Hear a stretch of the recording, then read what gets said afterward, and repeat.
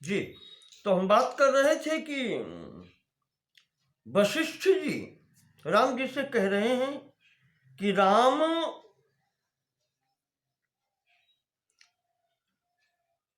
पूर्व जन्म का जो पुरुषार्थ है यह आज हमें किसी अन्य मार्ग पर भी ले जाता है।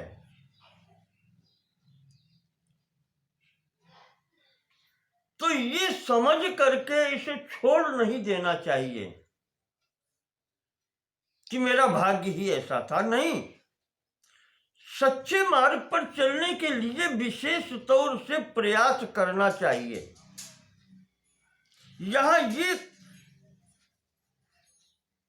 सोचने की आवश्यकता नहीं है, प्रयत्न पूर्वक आज उत्तम पुरुषार्थ करना चाहिए। जितना कर सकता है पूर्ण शक्ति से प्रयास करना चाहिए, और तब तक करे जब तक पिछले पुरुषार्थ का शमन न हो जाए। अगर वो अशुभ भी है तो जब तक उसका शमन न हो जाए उससे अधिक प्रयत्न करने की आवश्यकता होती है, उससे प्रबल प्रयास करने की आवश्यकता होती है। जब तक पूर्व के किए हुए पुरुषार्थ का अशुभ फल समाप्त समूल नष्ट न हो जाए तब तक उत्साह पूर्वक साधन करते रहना चाहिए।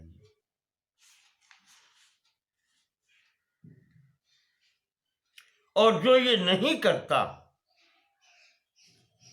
और विषयों में आसक्त रहता है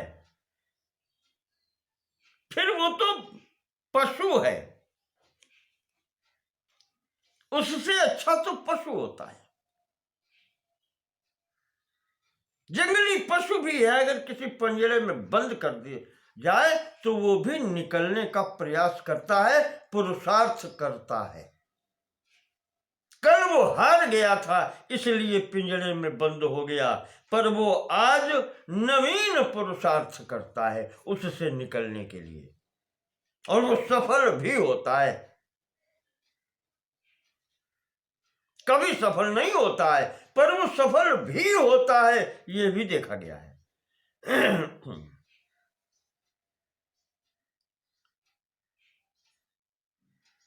तो वशिष्ठ जी कहते हैं कि राम इसी प्रकार से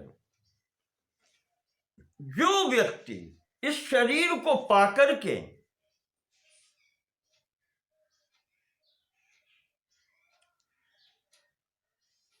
और क्या करना चाहिए वो जानकर उस मार्ग पर जाने के लिए यथोचित कर्म नहीं करता, बस वही यहां बंधन में रहता है, अन्यथा मुक्त हो ही जाता है।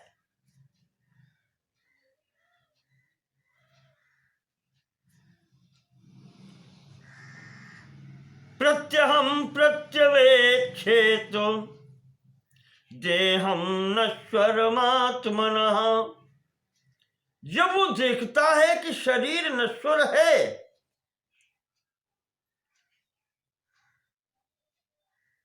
अपने समक्ष देखता है, पुत्र पौत्र इत्यादि उत्पन्न हो रहे हैं और उधर वो देख चुका है कि पिता पितामह इत्यादि शरीर छूट चुका है, जा चुके हैं, तो नश्वरता तो इस शरीर की वो समझ ही रहा है। शरीर की नश्वरता समझ करके भी अगर वो स्त्री पुत्र धन वैभव भोजन इत्यादि जो भोग हैं इन सब में फंस करके अपना समय नष्ट करता है तो उससे बढ़कर के फिर मूर्ख और कौन हो सकता है? उससे बढ़कर के मूर्ख कौन हो सकता है?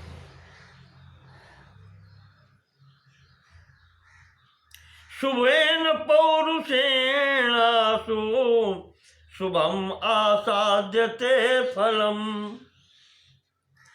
पुरुषार्थ अगर शुभ होगा तो उससे शुभ फल की ही प्राप्ति होगी। अशुभेन अशुभम नित्यम दैवम नाम न किंचन। और अशुभ प्रयास होगा, अशुभ कार्य करोगे तो उसका फल सदैव अशुभ होगा। इसमें दैव कहां से आ जाता है? इसमें भाग्य कहां से आ जाता है कि ये तो भाग्य में होना था? जैसा करोगे वैसा ही तो मिलेगा। जो पूर्व जन्म में किया है वो जो प्राप्त होता, कहते थे ऐसा ही होना था। उसमें होना क्या है? किया तुम्हारा है, अशुभ किया है अशुभ प्राप्त होगा, शुभ किया है शुभ प्राप्त होगा। उसमें दैव क्या है? दैवम संप्रेरयति माम इति। और जो ये कहते हैं कि दैव ही हमको प्रेरणा कर रहा है ऐसा करने की, हमारा क्या दोष है? दग्ध धियाम मुखम। ऐसा व्यक्ति क्या कहें, उसकी तो बुद्धि मारी गई है। दग्ध धियाम, अदृष्ट श्रेष्ठ दृष्टिनाम दृष्ट्वा लक्ष्मीर निवर्तते। जो अदृष्ट है, जो कर चुके हो, जो उसके सहारे बैठा रहता है। राम वशिष्ठ जी कह रहे हैं उसे देख करके लक्ष्मी पास आती नहीं है, चली जाती है। दृष्ट्वा लक्ष्मीर निवर्तते, उसको देख करके ही वो भाग जाती है।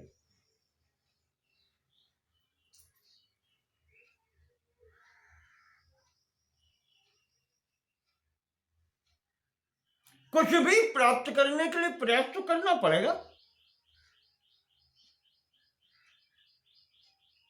भोजन थाली में सम्मुख रखा है, यहां तक प्रारब्ध था,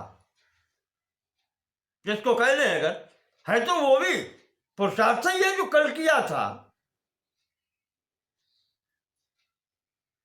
तो वो थाली में रखा हुआ भोजन मुंह तक तभी पहुंचेगा जो वर्तमान में पुरुषार्थ करोगे, हाथ से उठा करके मुंह में डालोगे तो जाएगा, अन्यथा नहीं जाएगा। वो भी नहीं। सुप्तस्य सिंहस्य प्रविशन्ति मुखे मृगा, नीच वचन है। सोते हुए सिंह के मुख में हिरण आदि पशु या उसका भोजन नहीं जाता जब तक वो स्वयं प्रयास नहीं करता, स्वयं प्रयत्न नहीं करता। उसे प्रयत्न करना पड़ेगा। प्रयत्न करो और शुभ प्रयत्न करो। तस्मात् पुरुष यत्नेन विवेकम पूर्वमाश्रयेत। इसलिए व्यक्ति को चाहिए कि विवेक पूर्वक शुभ पुरुषार्थ करे। विवेक, किसमें मेरा हित है, किसमें मेरा हित नहीं है, इस पर विचार करके जो हितकारी हो उसके लिए प्रयत्न करें। आत्मज्ञान महार्थानि शास्त्राणि प्रविचारेत। और जिसे इस मार्ग पर जाना है, आत्मज्ञान प्राप्त करना है, वो शास्त्र में जो बतलाया गया है उस प्रकार से उसको कर्म करना चाहिए।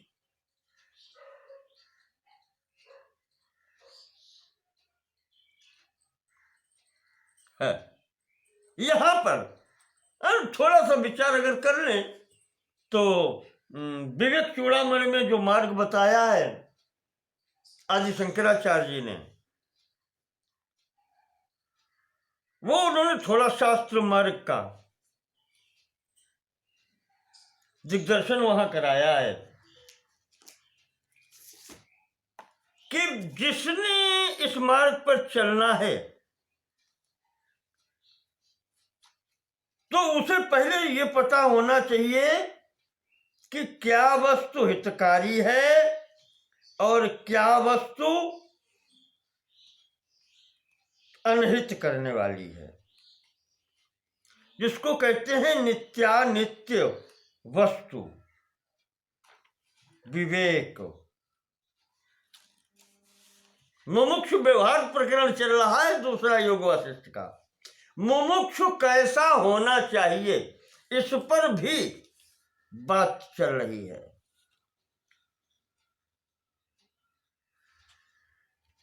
कौन व्यक्ति आत्मज्ञान प्राप्त करने का अधिकारी है,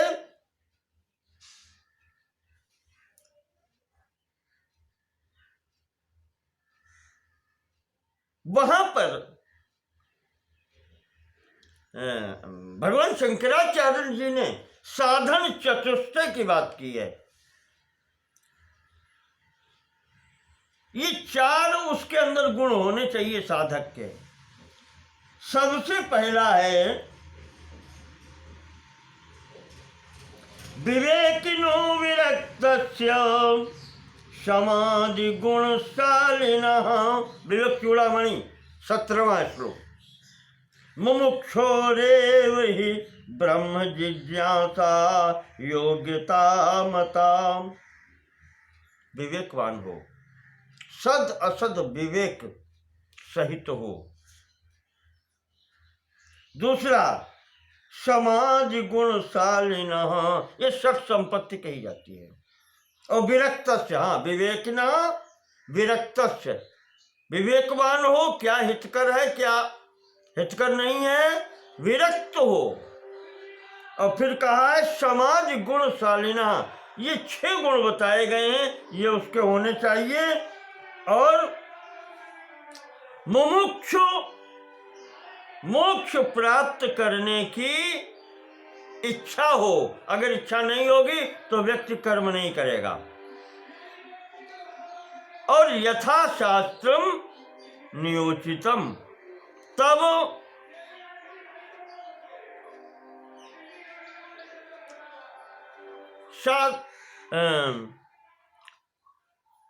इस पर लगे।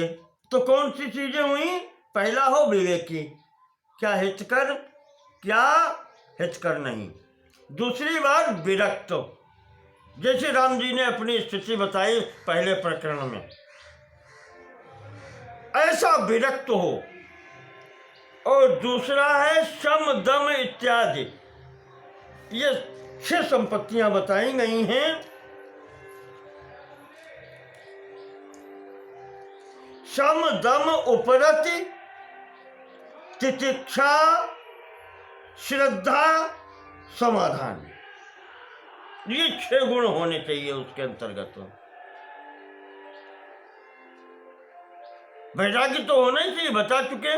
वैराग्य का तात्पर्य ये है कि न इस लोक के किसी वस्तु की आवश्यकता हो और न परलोक की भी किसी वस्तु की आवश्यकता न हो, उससे भी विरक्ति हो जाए।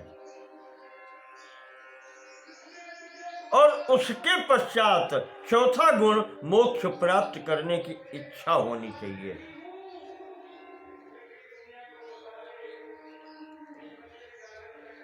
ये अधिकारी का लक्षण है। जिज्ञासु जो वो है, ये साधन चतुष्टय कहलाता है।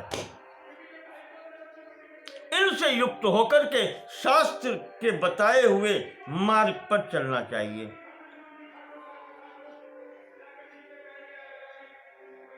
तो जो इस मार्ग से चलता है वह फल की निश्चित प्राप्ति करता है। और यदि उसे अपना इच्छित फल प्राप्त नहीं हो रहा है, इसका तात्पर्य यह है कि उसने प्रयत्न पूर्ण मनोयोग से, पूर्ण शक्ति से नहीं किया।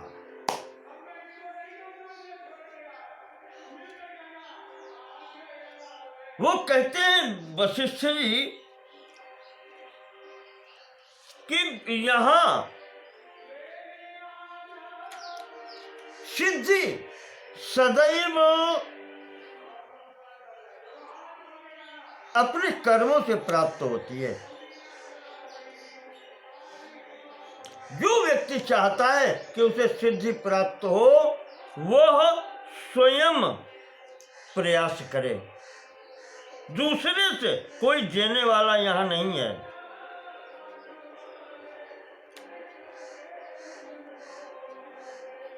इसके लिए कहा है उन्होंने, आबाल्यादलम अभ्यस्तई, बचपन से ही प्रयास प्रारंभ कर देना चाहिए।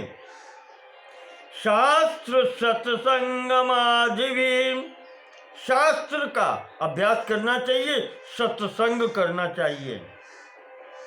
गुणैः पुरुष यत्नेन स्वार्थ संप्राप्यते यतः, तब जाकर के उसको कभी आगे चल कर के अपने प्रयत्न में सफलता प्राप्त होती है। आत्म साक्षात्कार तब होता है, आलस करने से कुछ नहीं होता। इति प्रत्यक्षतो दृष्टम अनुभूतम श्रुतम कृतम। वशिष्ठ जी कहते हैं, ये मेरा प्रत्यक्ष का अनुभव है, देखा हुआ है, अनुभव किया हुआ है, सुना हुआ है और किया हुआ है। दैवात् तमिति मन्यन्ते ये हतास्ते कुबुद्धयाम। और जो व्यक्ति ये सोच लेता है कि अरे भाग्य में होगा तो मिल जाएगा, आलस में बैठे रहते हैं, उनके प्रयोजन सिद्ध नहीं होते, ऐसे कुबुद्धि होते हैं। आलस्यम यदि न भवेद जगत्यनर्था। अगर व्यक्ति में आलस न हो यहाँ संसार में, तो कौन स्याद बहुधन को बहुश्रुतो वाप। तो कौन ऐसा व्यक्ति है जो बहुत सा धन प्राप्त न कर सके या यश न प्राप्त कर सके। कहते धन उसको ही नहीं प्राप्त होता, यश उसको ही नहीं प्राप्त होता है जो आलसी बनकर के बैठा रहता है।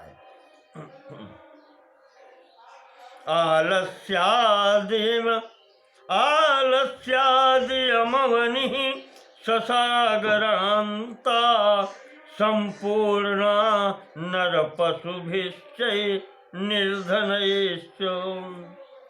और जो आलसी होकर के यहाँ बैठा रहता है, वो कहते हैं चाहे संपूर्ण पृथ्वी सागर पर्यंत उसको मिल जाए, फिर भी वो कुछ प्राप्त नहीं कर पाता। वो बिल्कुल पशु की समान रहता है, निर्धन रहता है, कभी भी कुछ प्राप्त नहीं कर सकता।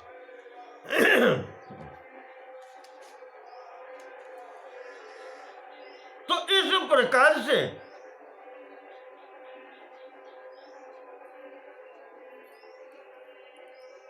व्यक्ति जब इस प्रकार विचार करता रहता है, और सदैव ये देखना चाहिए कि मेरे अंदर कमी कहाँ है।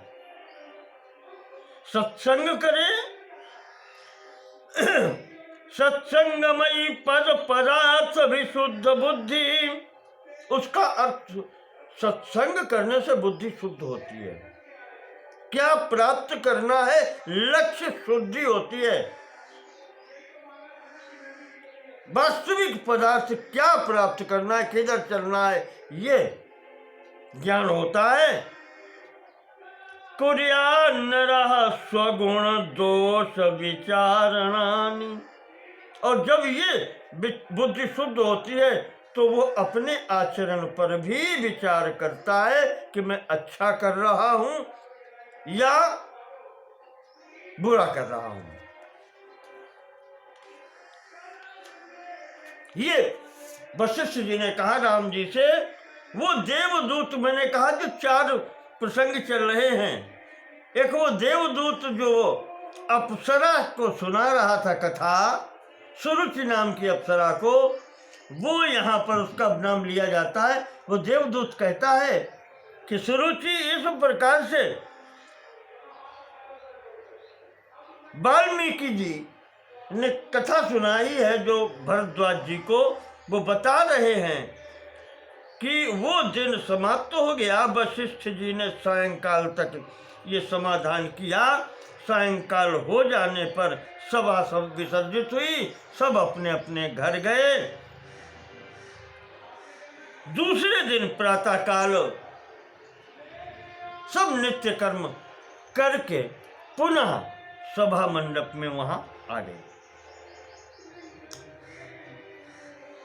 जब सब लोग यहां बैठे आकर के, तो उस पिछली बात को ही वशिष्ठ जी ने फिर पकड़ा और वहां से ही लेकर के चलते हैं। कहते हैं राम, जैसा कि मैंने कल कहा था, पुरुषार्थ पुरुषार्थ होता है, वो चाहे कल का हो चाहे आज का हो। और जो पूर्व जन्म का पुरुषार्थ है उसको चाहे जो कुछ भी तुम नाम दो, चाहे भाग्य कहो, चाहे दैव कहो, चाहे प्रारब्ध कहो, उसका कोई अलग अस्तित्व नहीं होता। दैव नाम से कोई अलग वस्तु नहीं है, वो है पूर्व जन्म कृत पुरुषार्थ ही।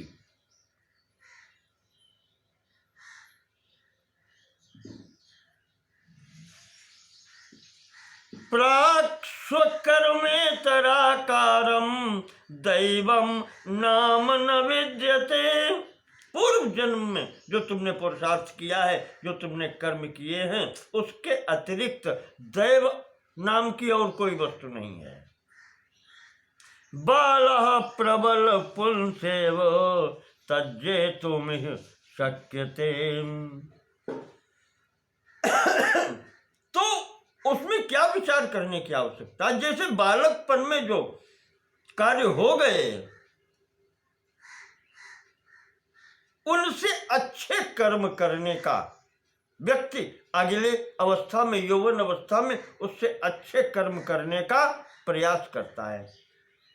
बालः प्रबल पुंसेव, बाल्यावस्था के बाद में जब वो प्रबल होता है, जवान होता है, तो जो बालपन में कार्य किए थे उनसे अच्छे कार्य करने की इच्छा करता है।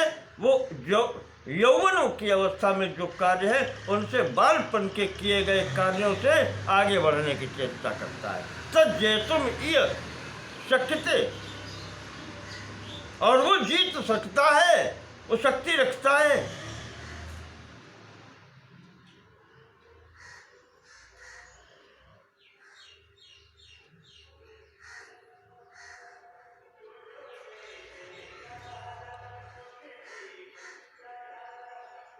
कल अगर कोई कार्य हमसे अशुभ कार्य हो गया तो उसका सुधार हम आज के कर्म से कर सकते हैं। ये व्यवहार में देखा जाता है।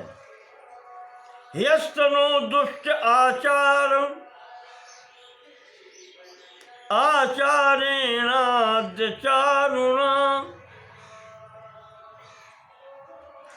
कल जो अशुभ कार्य हो गया था उसका निराकरण आज के शुभ आचार से हो जाता है, शुभ आचरण से हो जाता है।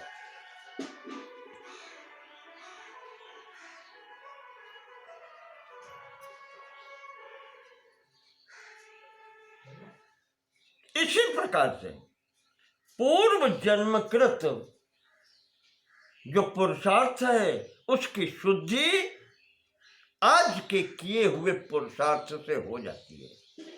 ये सदैव ध्यान में रखना चाहिए।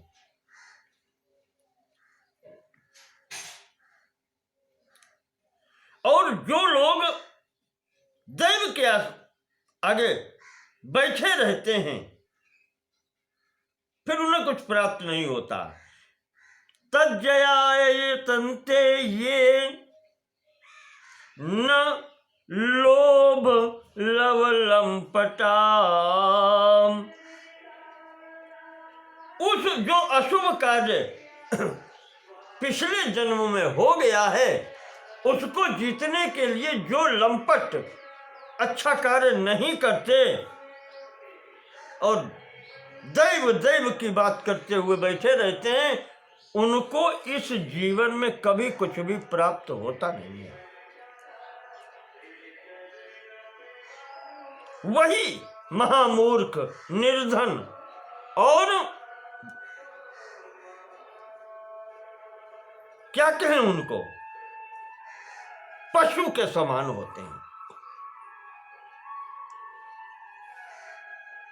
उनकी स्थिति कीट पतंगों से अधिक नहीं होती है।